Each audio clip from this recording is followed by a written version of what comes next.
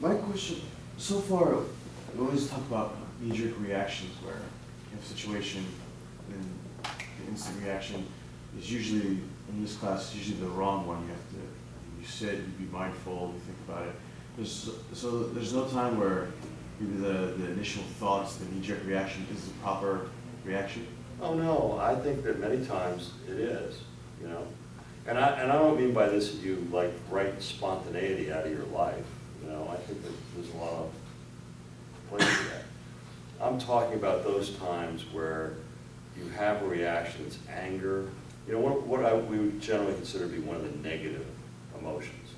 Fear, anger, disappointment, hurt, you know, those kinds of things. And you want to react immediately.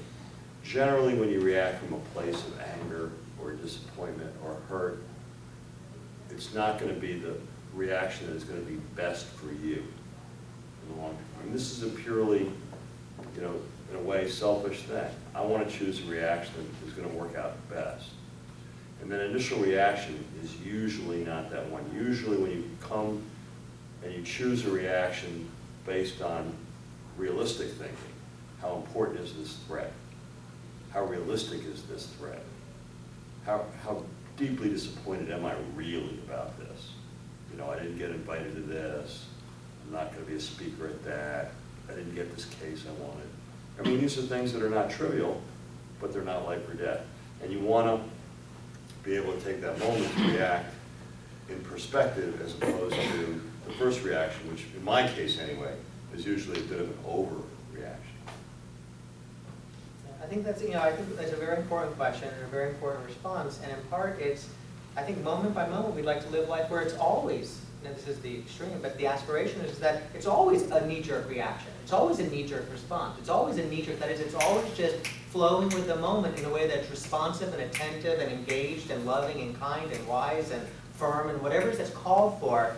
And yet when it's mediated at the outset by that agitated emotion, that tends to get in the way of that happening. And that's what I'm talking about with negative emotion. I mean, you know, when your child runs to you, do you have to sit there and choose a response, or can you just pick her up lovingly and smile? You know, of course you can do that. I'm talking about getting the nasty email.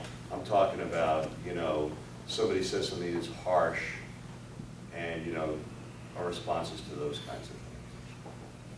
But telling the difference between the two is very challenging, and that's part of this practice. To have it where we begin to discern the difference in a more natural and spontaneous way, so that when the child runs to us, we don't think about it. And when the email comes that we aren't quite so inclined in that first defensive posture. And I think that what you spoke to, Harley, which is threats, seeing threats, perceiving threats where there are none, or perceiving threats that are greater than they are. That, I think, is one of the, especially in the area in which we're practicing and doing the work that we're doing as lawyers, one of the really great insight to start paying attention to. Because that can then help you size up more proportionally what you have actually in front of you to deal with.